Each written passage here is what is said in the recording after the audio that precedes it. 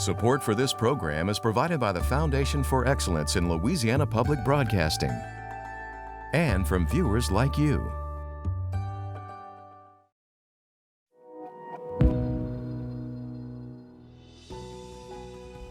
Hello, everyone, and welcome to Louisiana Spotlight. I'm Karen LeBlanc, anchor and reporter here at LPB. People across Louisiana have already begun casting their votes for the individual they believe should lead our state as governor for the next 4 years. This election comes at one of the most pivotal moments in Louisiana's long history. The challenges facing our state today are immense. We're grappling with a dwindling population, natural disasters caused by climate change, skyrocketing insurance rates, and growing concerns about public safety.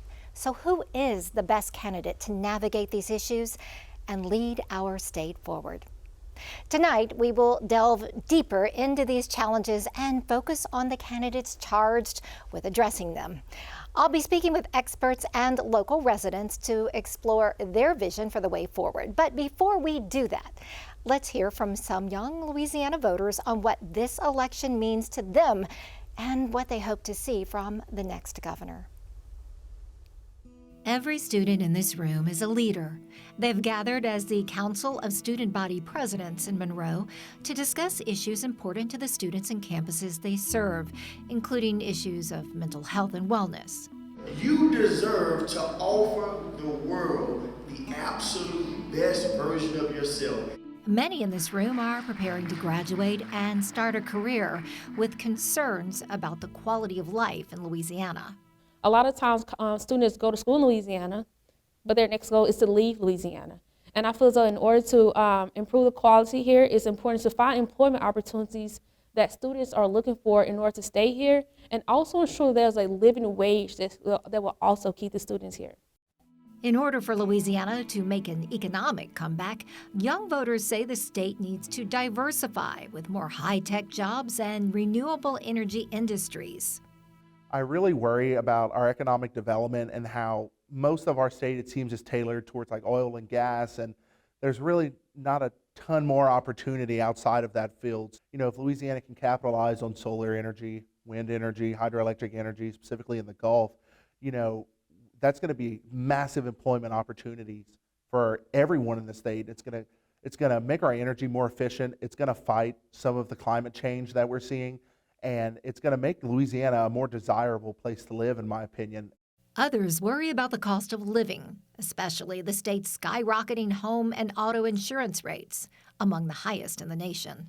Insurance prices right now are just going through the roof, and it's becoming increasingly more intimidating to buy a home or get a new car or be just a young professional right out of college in the state of Louisiana. It's scary. And so we really need a governor who's going to stand up and kind of lead the charge to say, hey, let's actually see what we can do about making it more affordable to live here. I also spent time with high school students at the Louisiana School for Math, Science, and the Arts in Natchitoches, the public boarding school for exceptional students seeking challenging curriculums. Turns out graduates competitively positioned to attend the university of their choice, anywhere. They say Louisiana's leadership has a role to play in convincing them to stay in the state. Strengthening connections with those from different walks of life, both like with people of color, people from like different religions, any kind of diverse area. Making sure you have a strong idea of what they want and what they need can improve everything for everybody. Many of these high school students left their hometowns to live here and take university-level classes, seeking academic and extracurricular opportunities not offered where they live. They are the exceptions to Louisiana's dismal literacy statistics. Less than 1/3 of students in grades 3 through high school are proficient in core academic subjects. It comes down to education and resources, important issues these students believe will move the state forward. I would love to see a little bit more of, well, number one, focus on education, focus on safety, figuring out how to make schools, not just schools, but also cities in general, safer. Whether high school or higher education, most students agree that Louisiana needs to invest more in education, including teacher pay raises, workforce training, and tuition assistance. So we really just need to prioritize higher education funding and how we can relieve the burden of cost off of students' backs. So as you can see, there are a lot of issues that are critically important to our young people as they consider the future of our state. Now, joining me to help us get a better understanding of these issues and the potential solutions are our distinguished panelists. Dr. Albert Samuels is the chair of the Department of Political Science and Geography at Southern University. Dr. Samuels also serves as an elections analyst in our state elections. Welcome. Dr. Stephen Procopio is the president of the Public Affairs Research Council, which co-authored several recommendations and initiatives for many of the issues Louisiana is facing with the Reset Louisiana Election Issues Initiative. Welcome. And Barry Irwin is the CEO and president of Council for a Better Louisiana, who, along with Dr. Procopio and Parr, co-authored the Reset Louisiana Election Issues Initiative.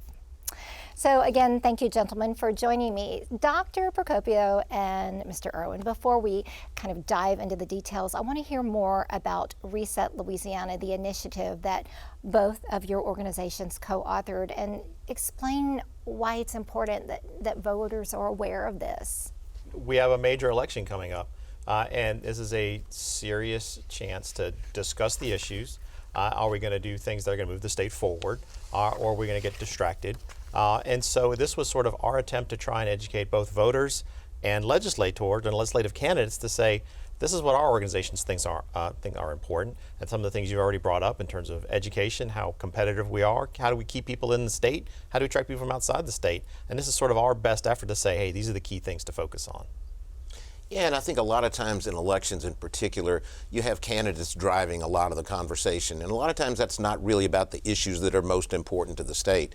So we tried to get together with our organizations. It was us, Parr, and also the Committee of 100 for Economic Development. We're like-minded, nonpartisan organizations to say, look, we have some expertise in some of these issues. If we address these issues, we're going to move the needle for the state. And so it's really also a way of trying to get the attention of the voters, but certainly also the candidates back on these issues that really will make a difference for our state.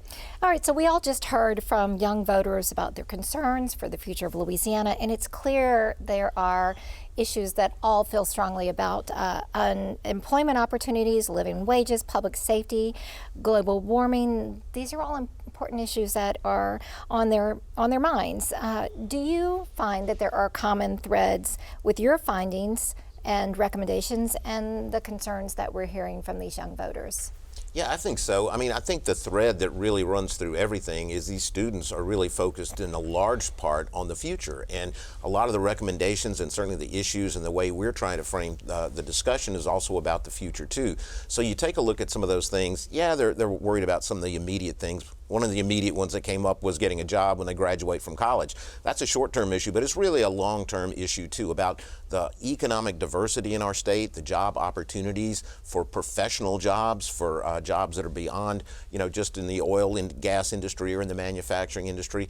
So I think that thread of trying to focus on the future is kind of where we were coming from to a large degree, and that's certainly what they, are really concerned about. So Dr. Samuels, what are you hearing in the classroom? You are there in the halls of higher education. Mm-hmm. First of all, thank you for allowing me to be part of the discussion. We hear this discussion every day. Obviously one of the reasons that people go to college is they want a better life for themselves, and so obviously they're thinking about what kind of job opportunities are available, what kind of quality of life can I have, and many of our students are looking to places outside Louisiana. I also keep in touch with a lot of our former graduates. I follow a lot of them on Facebook, and you hear where they're posting from. Where I'm living in Houston, I'm in Dallas, I'm in Atlanta. One of my students is in California and in DC. So many of our students are they love Louisiana, they love the culture of Louisiana, but they're not willing to take a vow of poverty to stay here. So that's interesting. Clearly we know job opportunities are a big draw, what we've been calling brain drain. But I was also hearing that inclusivity was a factor, that some students were not really happy with the direction of our social policies and some social engineering that's kind of happening. Are you hearing that as well? Absolutely.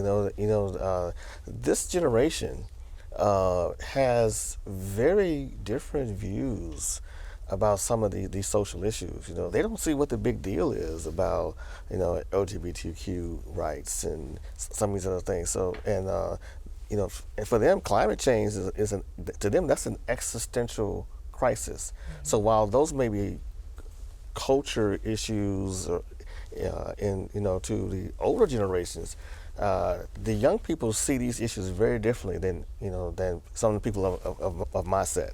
So let's move on to the dynamics of this gubernatorial election. We have a candidate, a front runner, Jeff Landry, who has been noticeably absent at most of the public forums and televised debates. And I'd love to hear your thoughts on how the race has unfolded. Do you think that this will have any ramifications in future gubernatorial elections? Well, I don't know. It seems to be a trend that you're seeing not just here, but you're seeing it around the country. You're seeing it at the national level. But, you're also seeing it in some individual states. And I think that's partially because of social media, just the way people consume their information. Certainly candidates, I think, have a different attitude about engaging with the public than they used to. I mean, I've been around for a long time. It used to be when you had debates like we had the other day, sometimes there was a political price to pay for not participating. Now it doesn't seem that voters have, put a price tag on that for not participating. I think possibly it helps contribute, I guess, to some of the voter cynicism that we see out there with low turnout, lower participation. And for organizations like ours who have really spent the last year trying to put together information, not just the reset information, but a variety of other things and a couple of debates and everything else, I think it's kind of frustrating that, the environment has changed in that way because consumers need information to make decisions. And if people are going to not have that readily available or avoid, confronting the public with that, I just think it hurts the process. And it's an interesting point because is there concern that it sort of undermines the core of campaigning? I mean, when you think about it, a candidate is on the campaign trail to meet and greet and talk to the public in public forums, explain their policies. Is this a threat kind of to the foundation of what a campaign is all about? Well, it depends on what we're talking about. Avoiding public interaction and public forums with other candidates. Well, for some candidates, the purpose of the campaign is to win. And so if I can win and have the fewest number of public forums as possible, as one candidate is trying to do, I'll do that.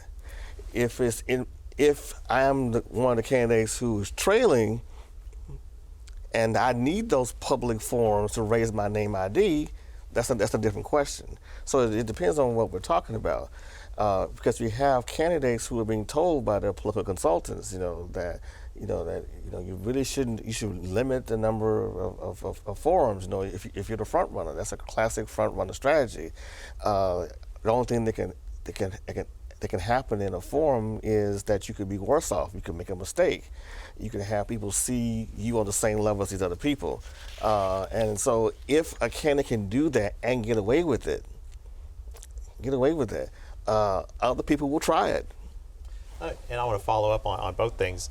It seems like it's successful so far. I mean, through the social media, and there's other ways to communicate with people. So tactically, I don't know that I can blame Jeff Landry for what he's doing. It doesn't seem to have any cost right now. But I do think there's at least the risk of a long-term cost if you get elected and then you have to do things and you haven't really put out a clear agenda and you got to deal with a legislature that said, well, that's not what we want to do, or the people that said, wait, that's what you meant when we voted for you.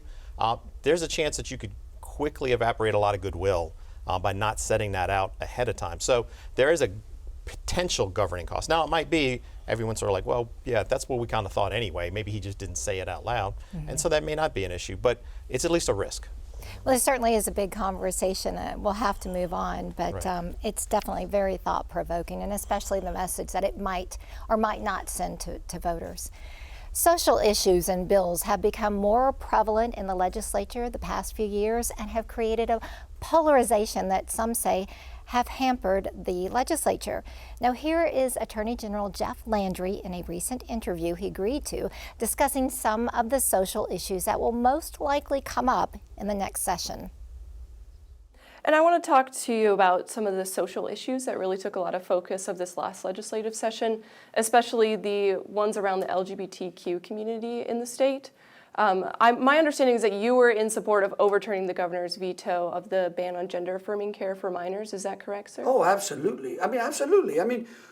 All the states around us, as I said earlier, $100 billion of individual wealth has left blue states and gone to red states. And every one of the states, I'm pretty sure, had already been protecting minors. Sure, and I'll ask you about a bill that I know will be coming back next session because Dodie Horton has said she wants to bring it back. It would prohibit the discussion of gender identity and sexual orientation in the classroom. Would you support that bill if it passed? Well, look, I'm certainly open for discussion on that. I'm concerned about that as well. Listen, it's hard to have a discussion and reach a consensus when we can't have a firm when we can't come to an agreement on things that are factual. You were born a woman. That's an absolute fact. I was born a man. There's no changing that, okay? And so, this whole discussion to me is problematic. And I don't know how you can reach a consensus on things that because you're trying to make a truth an untruth. It's a fact. You were born a woman. I was born a man. That's it. There's some people, it doesn't matter. I'd like to be 6'5" and play in the NBA. But no matter how much I want to identify as a 6'5" basketball player, I don't think I'm making the NBA anytime soon. This year, the legislature considered several bills affecting Louisiana's LGBTQ+ citizens.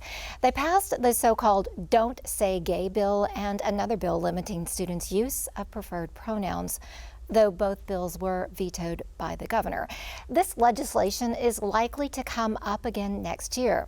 Some say laws like these send unwelcoming messages to gay people and other young people at a time when Louisiana is experiencing a net out migration of citizens and very little in-migration from other states. So what impact do you think this type of legislation has on the perception of Louisiana, especially our next generation of citizens? You sort of touched on this, but I'd like to have an expanded conversation about this because this is very polarizing and very much a hot button issue with our younger voters.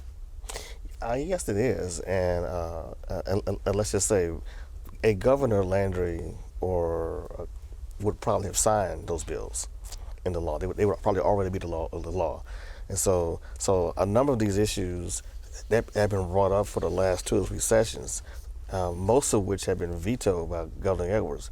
They're going to become law. They're likely to become law next session. So that is going to probably resonate poorly, especially with some of the young people who I teach and interact with. But I think the issue may also be what does it say to the business community as well? Because there's also been an economic impact in some of these places. Attorney General Landry is not talking. He's not talking about some of the negative impacts that Governor DeSantis has had from his war on Disney, and there's been a lot of tourism and other conventions that have pulled out of Florida because of some of those things. So there could be a negative backlash in terms of how some businesses and conventions view Louisiana, and we are a convention tourist state. Yes, and I'd like to hear your thoughts about the in-migration. Does that negatively impact? We're trying to keep our young people from leaving, but we're also trying to bring professional people in business and industry in here. Is this counterproductive to our economic development efforts? Well, I think it is a weird kind of dichotomy in some ways because, honestly, I think the Attorney General is right in a way. If you look at the map where all these laws are really proliferating, it's the red states and it's also in the South. And so, honestly, Louisiana's gone against the tide a little bit over the last few years on passing some of this because of the governor's veto and some other little political things were happening. That is very likely to change. I do think when it comes to individuals, students themselves or these young people, these are not even issues to them. Now, the fact that they're having this discussion is an issue, but I mean, the issues that are underlying it, they're not issues in their lives. When you talk to them, they do talk about inclusivity. They want to be a part of a diverse, state. They live and work or study on diverse campuses that are much more diverse than they were. But the real things they're worried about really are these things about the future and the bigger picture. And I think they look at a lot of these things as distractions, which I think hopefully they feel like that the politicians will get over at some point. All right, thank you so much. Mr. Irwin and I recently moderated the final governor's debate here at LPB, and the focus of the debate centered around the state's lagging population growth. Between 2020 and 2022, 80,000 more people moved out of Louisiana than moved in. This is the 5th highest out-migration in the country. My colleague, Kara St. Cyr, spoke with ULL economic professor Gary Wagner about this troubling trend. How many people are we losing? Louisiana is not doing very well these days when it comes to college-educated people. If you go back to 2000, which is the longest period in time that we have data, so the last 21 years, we've lost about 110,000 college-educated people on net. So we've had some move in, but we've lost 110,000 more than we've gained, which is about 5,000 a year. How does that compare to other states? So we're doing worse compared to most other states, and we're doing much worse in the last 5 years. You can really see the decline from 2017 to 2021. Wagner says Louisiana is now 8th for population retention, when we were 34th just 10 years ago in 2012. So in the last 5 years, a lot of the metrics have really moved in a negative direction for us.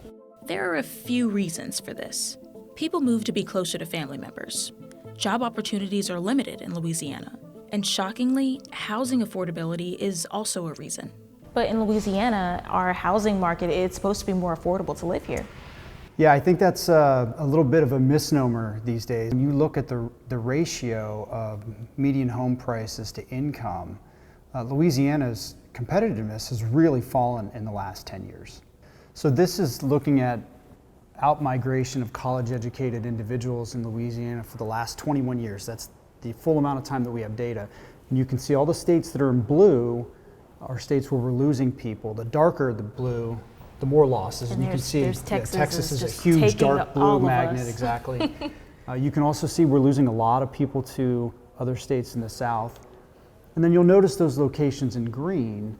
So those are states where over the last 20 years, Louisiana has been a net recipient of college-educated people. Oh. So for example, if you look at Ohio and Pennsylvania, so we've had on average more people college-educated moving to Louisiana than are, say, moving from Louisiana to Ohio. But those numbers aren't enough to replace what we've lost. Louisiana is losing thousands of people to Houston and Dallas in particular. Florida, Georgia, Colorado, and Tennessee are also showing net gains. Even Mississippi is cashing in. But what can we do to prevent this? What does Louisiana have to do to prevent people from leaving? From an economic perspective, one factor that really has more of a local flavor is housing affordability. So local communities can get involved and look at multifamily housing units. So zoning is a big issue that affects housing costs. And so rezoning areas from single family to multifamily can lower housing costs and make things more affordable. So that's more of a local piece. I think on a statewide piece, one of the things that I've observed over the last 5 or 6 years of living here is that Louisiana's tax system is really not that competitive compared to our neighbors. So it would be something that in my mind, I'd like to see the state take into consideration fundamental tax reform to put us on a position where we can be more competitive. So before you go to the voting booth, make sure you think about these things. Who you pick might just save Louisiana thousands. Affordability. It's not just housing. We also heard from students it's cost of living in general, and that rolls into housing, insurance, and quite frankly, taxes, personal income tax, sales tax. I'd like to hear your thoughts on tax structure, the work that could be done tax-wise to make the state more attractive for keeping our best and brightest and for attracting more. Yeah, I mean, we have a horrible tax structure. If you were trying to punish us, you would design something that we have. Now, it's not really about burden. We're not particularly overtaxed compared to, on a per capita basis or on a per income basis. We're about middle of the pack in terms of the states. But we have a system that is anti-competitive and also regressive in some ways. We have a decentralized sales tax system that makes it incredibly difficult on businesses to track. And that's not really a burden issue. That's just having to deal with something and getting audited all the time. We have a slew of exemptions and credits and deductions, both for businesses but also for individuals. It's sort of a thing you can go to the legislature and get fairly easily, and some of them are pretty small, but they all add up to this really just difficult to navigate, complicated political structure instead of just a system that's supposed to collect taxes in the most efficient way that affects the economy the least. And what about personal income tax? Has that been a big conversation in your findings? Well, there's been some discussion about it, certainly at the legislature this year, and to some degree it's been in the campaign for governor. I mean, the conversation there has been, can we get rid of the income tax? Because you looked at those maps, you have Texas and Florida who are gaining these people, and people are saying, well, they don't have income taxes, state income taxes, and they're saying that's the solution. Problem there is it's much more complicated than what they have. We've got, probably a third of our state general fund budget is funded just by the income tax, and that's education, that's healthcare, that's just a lot of things that are just essentials. We would have to do a lot to try and replace that income tax at $4 billion with something else. And the thing that they talk about the most is something like with property tax or moving some responsibilities to local government. Well, guess what? The local governments really don't want those responsibilities, and they don't want to be out there raising property taxes on people. So it's a very complicated problem. I think the best we can do is like Steve was saying, is recognize that we've got some structural problems, some inefficiencies that make our structure ineffective, and let's smooth that out and simplify it as the best we can. And then if there's an opportunity to lower taxes, well then, I'm sure the legislature will take a shot at that. I had the opportunity to ask candidates Wilson and Wagaspack about their strategies for retaining residents in Louisiana. Let's hear what they had to say. This is why I'm running for governor. The brain drain has been killing us for years. We have lost one family after another for decades in Louisiana, and we've shrugged our shoulders like there's nothing we can do about it. That is a lie. The truth is, we need new leadership in the Capitol who are focused on creating an environment that has jobs for every single person in this state. Not everyone has to go to a four-year school. We have to revamp our high schools. And if you want to go to a four-year or straight to the workforce or anywhere in between, create pathways for each of those kids. We've got a high poverty population that we have to put into this workforce. It starts with workforce training, and I will focus on that. The last thing is young people leave, not just for jobs, but also entrepreneurial activity, bike trails, fun things to do, no litter on the highways. We have to focus on that quality of life piece along with a strong job market that is fueled by a workforce development program that works. All of that works hand in glove. I'm going to get that done when I'm as governor, and I'm going to stop the brain drain once and for all. I'm a product of public schools. Public schools are going to be the way out if we fully invest in our universities, invest in elementary and secondary education, and then invest in a workforce to bring jobs here. Clearly, people leave Louisiana not for the food, not for the fun, and not for the football. They leave for better wages. We should attract those jobs and ensure that our young people can stay here and invest and create business and start their own businesses and grow the businesses that are here by investing in education, investing in workforce training, and then investing in public safety and infrastructure. Those are the things that are attractive.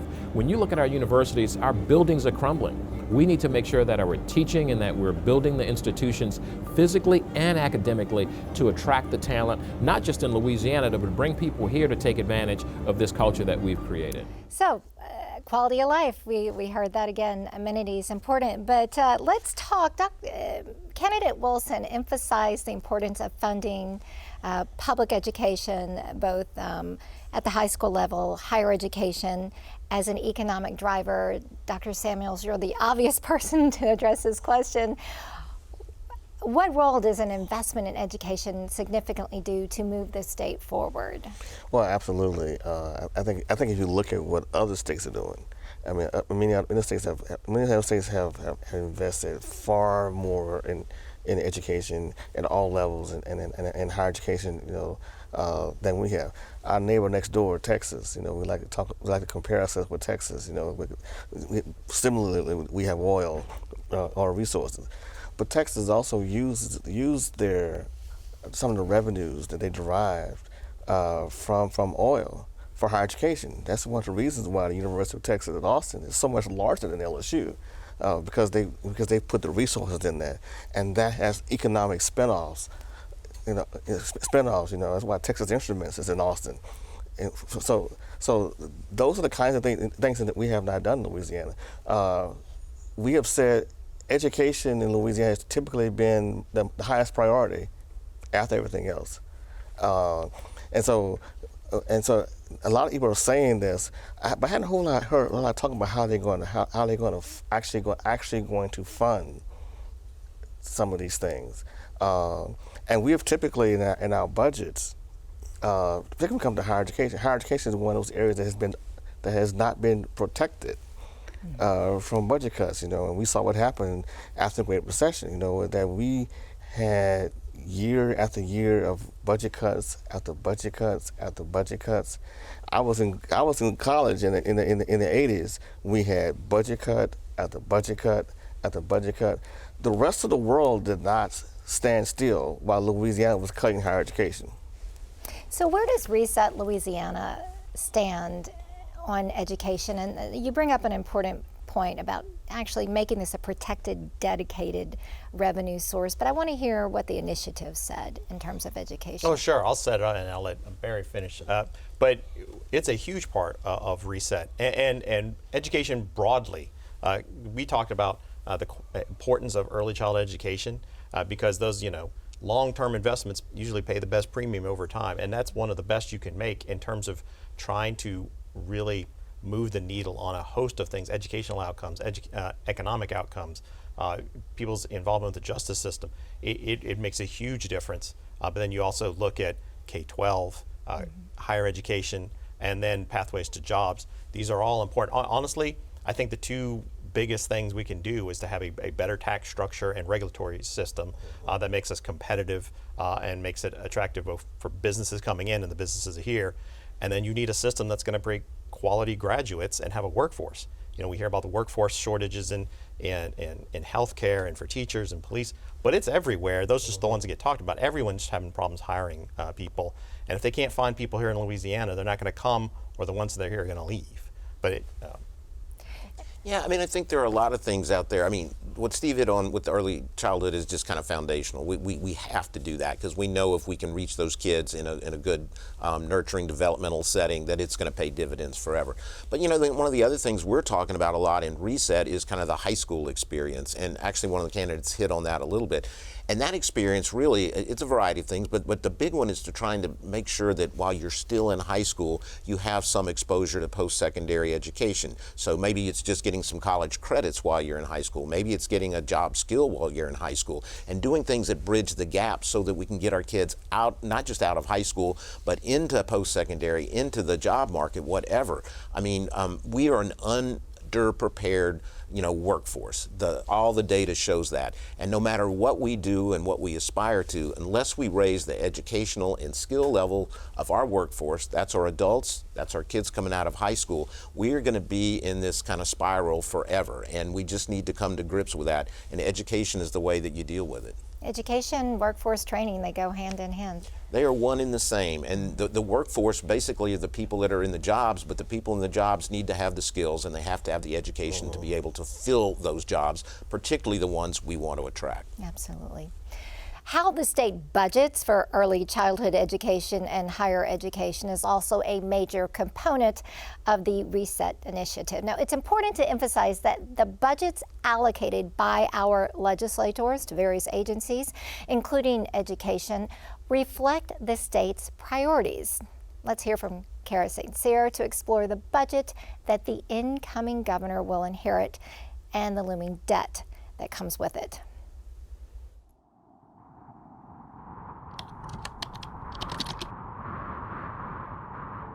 What is a fiscal cliff? By definition, a fiscal cliff is a set of financial factors that cause or threaten sudden and severe economic decline. In our case, a fiscal cliff is a looming financial deficit in a budget, meaning there isn't enough money to cover expenses. Without it, state agencies like the police department or the Department of Education wouldn't have enough funding to sustain themselves. These financial crises are not uncommon. The government faces them all the time. Washington said its goodbyes to the 112th Congress after a late night of final suspense on the fiscal cliff legislation. Now is not the time to increase taxes on those of us who are making critical investments and creating new jobs. Whatever we come up with is going to be imperfect, and some people aren't going to like it. Some people will like it less, but that's where we are. Louisiana's fiscal cliff is nothing new. We've been here before, most recently in 2012 with Governor Bobby Jindal and 2016 with Governor John Bel Edwards. The 2012 approaches to the cliff were wide-ranging cuts to the state's budget, resulting in a $2 billion deficit by the end of the Jindal administration. The 2012 approach under Governor Edwards was to raise taxes and grow revenue, which the state did, bringing the $2 billion deficit down to the $400 million deficit we have today. We face a daunting fiscal crisis. We can no longer afford to lurch year to year, cobbling together temporary fixes and expecting to realize permanent sustainability. If we don't fix the structural budget deficit, we can't fix any of our other problems. By 2017, the Edwards administration succeeded in lowering the deficit, most notably with a temporary increase in sales tax. But by the 2018 session, the state still faced a fiscal cliff, this time a $1 billion deficit. The time for solutions is now. The citizens of this state have waited long enough, and they deserve results. To plug the holes in the budget, the Edwards administration lowered the sales tax increase to 0.45% and extended the tax for 7 years. And that brings us to the present. The sales tax increase is set to expire in 2025, which will create a $400 million loss. On top of that, the state is also losing an additional $300 million from the general fund. So in total, Louisiana is looking at almost $1 billion loss. But is this deficit actually a fiscal cliff? There are differing opinions. Well, I'm Jamie Tyroff. I've been with the Pelican Institute for about a year now. Well, the Pelican Institute is a nonprofit, nonpartisan policy think tank that's focused on solutions. Well, a really big point of contention in this last legislative session was figuring out exactly how we were going to budget everything, all of the Louisiana's programs. And afterward, I mean, there were concerns that we were headed toward a fiscal cliff. Are there any truth to those claims? Yes and no. On paper, it does look like there may be a fiscal deficit in some future years. It's important to remember that the revenue forecasts are incredibly conservative because you don't want to wind up in a deficit in the middle of the year. So we do tend to forecast revenues on the conservative side. Louisiana's revenue forecasts are predicting $400 million in tax revenue this year. But with an $800 million deficit, that still leaves about $400 million unaccounted for. So if we lose about $400 million, where can we pull that money from? Well, the idea here is not to necessarily replace that money. The idea here is you should look for opportunities between now and 2025 to grow the economy. You don't need that $400 million in that sales tax. It's being created naturally through the taxes that we already have. The Pelican Institute released a plan for lawmakers that revolves around lowering taxes and limiting government spending. It shows how state lawmakers can restrain spending by limiting growth to just what reflects the economy and the population growth of the state. And by doing so, we can save money in the future rather than face future deficits. Here's what they propose. They want to enact zero-based budgets so that the budget begins from zero each year. They think the state should conduct regular performance audits of all programs. They want to eliminate the budgetary silos. They'd like to restructure the state and local relationship and return the decision-making to local lawmakers. They also want to refocus capital outlay to focus on essential state and local government projects and limit borrowing. And finally, they think the state should strengthen the state's spending limit. But some disagree that lowering taxes and limiting spending is enough to avoid a financial cliff. Even with the budget that we have, we're not paying enough to recruit teachers to fill all the classrooms in Louisiana. We can't recruit bus drivers. The Department of Children and Family Services can't find child caseworkers for abused and neglected children because the salaries are too low. So even right now, in a pretty good budget year, we don't have enough revenue coming into the state to provide basic services for people who need them.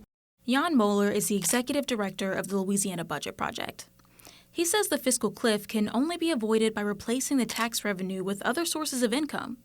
Without it, he says the community will suffer under budget cuts. And we have politicians and people running for office saying, well, we don't need to raise any more revenue. In fact, we're going to do the same thing with $800 million less. The math just doesn't add up, and if people don't believe us now, then they're going to have to believe us 2 years from now if they decide not to avoid this fiscal cliff. Given Louisiana's history and where we're at right now, where do you see us going in 2025? Well, we have an election coming up. We're going to have a new governor. We're going to have a lot of new legislators, and it's impossible to say. My hope is that when they get in and they look at the budget, they're going to realize that they don't want to go back to the way things were under the previous governor, where for 8 years Bobby Jindal tried to cut our way to prosperity. So obviously there is a difference of opinion as to whether or not Louisiana is headed toward a fiscal cliff. How much money is enough money to run state government? Opinions vary. Barry, I'd like to hear your thoughts on how we have such drastic differing opinions about our financial stability. We can't seem to get a handle on our budget. What's happening? Well, Steve's the expert on this, but I'll just say really quickly, that is kind of the natural case. I mean, you've got the folks who are always kind of on the shrink that are trying to kind of cut government. It's kind of a philosophy among many to try and do that. And then others who say, look, we are not investing enough. We've got all these needs. They're pretty clear. And it's the balancing act we go through all the time. But the truth is, we do have some budget issues that we need to be cognizant of, and Steve can really talk to those. And Steve, is this political rhetoric? Is fiscal cliff kind of do they weaponize this for politics? I mean, is it a real thing?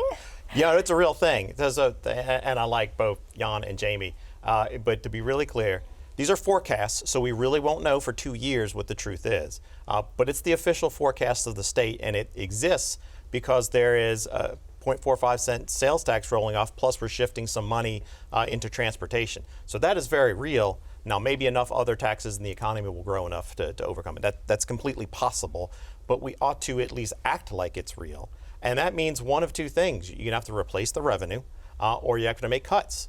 And if there's one thing that politicians hate worse than taxes, it's cuts. And so, your piece mentioned how much cutting happened under Jindal to deal with his cliff, but it leaves out all the gimmicks that were done as well. And what PAR doesn't want to see is that, look, we're kind of neutral. If you want to replace the revenue, replace the revenue. If you want to make cuts, just start sooner rather than later. It's easier to do. But our fear is that they're going to get in there and they're going to say, wow, I don't have $400 million and I certainly don't want to raise taxes, and they're going to use gimmicks. So I want to see them start working as soon as possible to try and get a solution. And I'm clear, the thing about the past legislature, they have done a pretty good job of not making the problem worse. So this could be a lot worse if they took a lot of the temporary money we had and spent it on recurring items. And so they've been fairly restrained, so the problem hasn't gotten worse, and I want to make sure they get credit for that. All right, thank you, Stephen. I asked candidates Hewitt and Lundy about their thoughts and plans for a fiscal cliff, and here are their answers. Well, I do not believe we're heading to a fiscal cliff, first of all, so don't freak out. We 2 months ago said that we were anticipating an $800 million shortfall in 25. Yesterday or last week at joint budget at the Capitol, now they're calling that a $400 million issue. One, we're not very good at estimating our revenue 2 years in advance. We're barely good enough at estimating it several months in advance. So I think that we have to give the market some confidence where businesses want to come and work here. We have done significant work already in the legislature to lower the tax rates. The goal is to get to zero state income tax. That is what everyone measures other states by, and I think that we are on a path to do that. So we'll never have a cliff. You know, we're designed legislatively and constitutionally that we will never have one. That's always great political rhetoric for people to say that. But I've said from the beginning that I want to get rid of state income tax for 65 years and older residents that make less than $250,000 a year. We'll offset that removal of that tax by keeping them to stay here and not move to Texas, not move to Florida, and we'll be compensated through property insurance. Now, as far as a tax structure, I'm for renewing the 0.45 sales tax. We need to renew that, and the reason why is we need to pay our teachers, our police, and our firemen. And then what's left over, we need to fix our roads with, and that fixing the roads is going to reduce our insurance costs. So that's my plan with respect to the 0.45 sales tax. So, Dr. Samuels, you mentioned earlier that education seems to be the place they go to cut with the cries of an impending fiscal cliff. Are you concerned about that? And I want to hear your thoughts on what the state needs to do to stabilize so that education isn't affected. Well, yeah, I'm starting to have flashbacks actually to 2008 through 2015. You know, when we got cut after cut after cut, and we saw our. Not only did we see our people forget, we didn't just see our state support reduce, but also a lot of people are not focusing on our unfunded mandates increase. So even and we still have not completely recovered from that, because even when we get our state appropriation, Southern University, about 90% of that is unfunded mandates. So many of our institutions now are really more public assisted, not public supported institutions that are really driven more by tuition and other and fees. That's what's driving these institutions. And we also shifted a lot of costs of going to school to our students, you know, and to their parents. And so everyone, so in the last 8 years or so, we haven't completely undone a lot of that damage. And so many of us are afraid that we could go backwards. So when you hear people say things like, well, we could somehow solve this problem without renewing the sales tax, or we can move away from the income tax. You know what? That sounds like good politics. That sounds, nice to the voters. But for a lot of us, that doesn't seem to be very realistic. And then at the end of the day, unless we make some structural reforms in how the budget is, because right now, higher education, health and hospital are the two biggest ticket items that are unprotected from budget cuts. And we know that there can always be an economic downturn. And so oftentimes politicians go where it's easiest. And we're going to get cut. If education is really at the priority that we say it is, then it'll be reflected in the things we do and how we restructured our budget, restructured our finances and our priorities. Until then, it sounds like good politics to me. So, Stephen, we did touch on tax reform and its importance in providing more funds and maybe stabilizing the state's economy.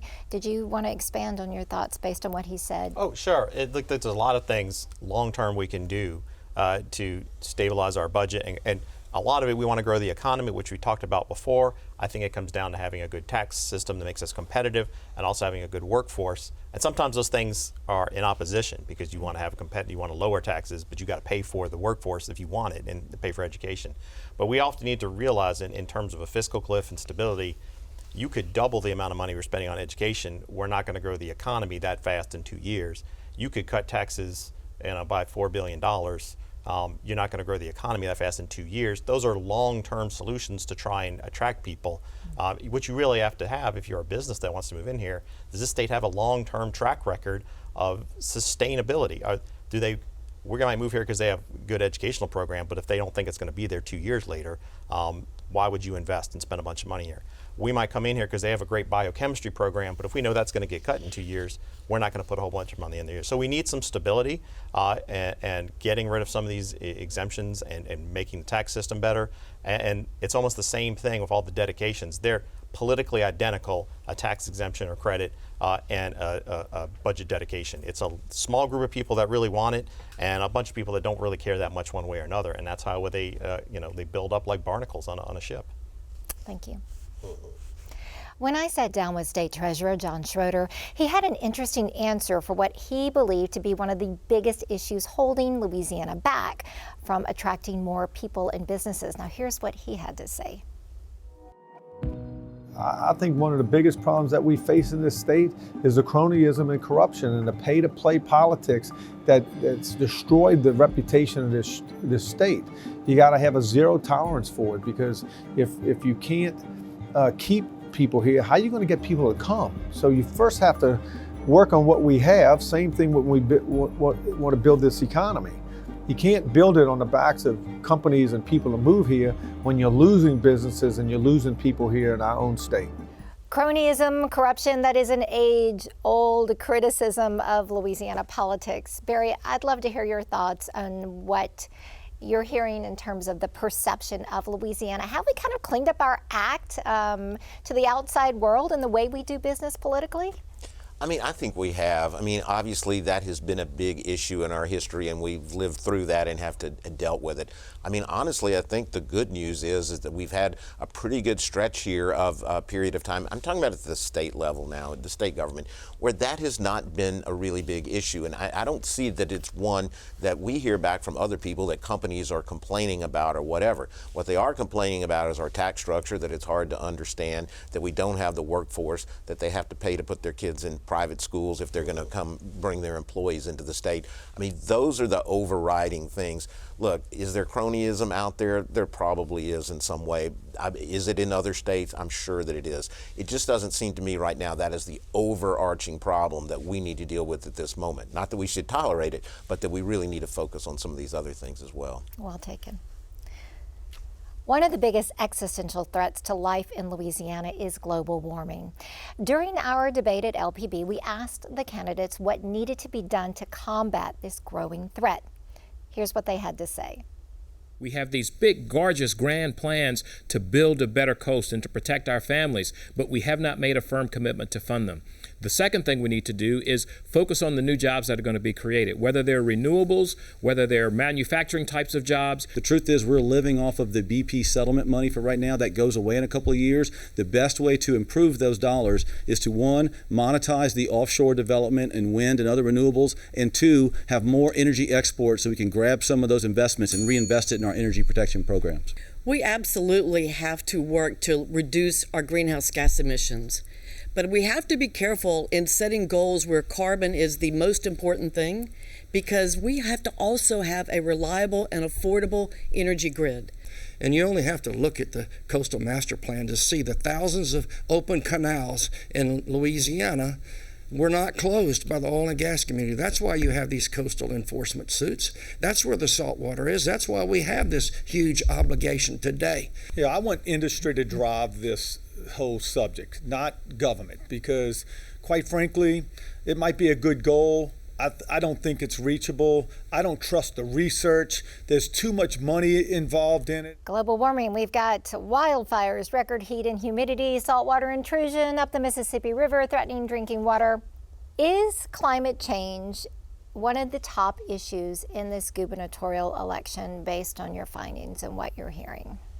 Well, I think for a lot of young people, climate change in general is that they see this as an existential crisis. That's going to be the problem of that generation. That may not be a top of line issue to many voters. The problem is that it should be, because no state in the union is being more directly impacted by sea level rise in Louisiana, and there are lots of reasons for this. We got thousands of miles of canals and pipelines down in South Louisiana. A lot of this is man-made. So this is an existential crisis, and especially for the community, this is really life or death. People's whole way of life is literally falling into the Gulf of Mexico. All right, well, gentlemen, thank you so much for joining us here and to share your insight and your expertise, and also with our viewers to help them sort out, what's important, and when they're ready to go to the polls, they go more informed based on your work with the young people and your expertise, and of course, Reset Louisiana. So thank you. If you'd like to learn more about the candidates and the issues, you can find our full interviews as well as the full debate at lpb.org. Programs, The Way Forward Election 2023.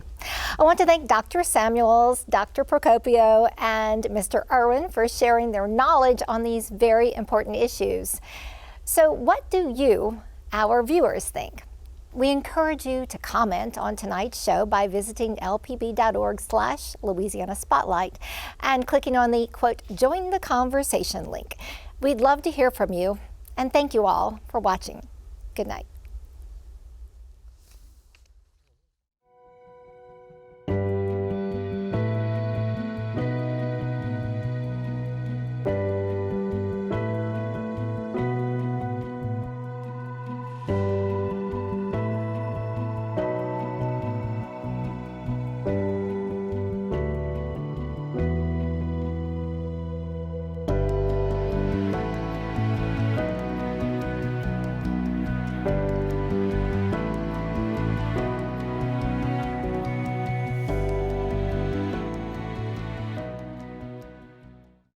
For a copy of this program, call 1-800-973-7246 or go online to www.lpb.org.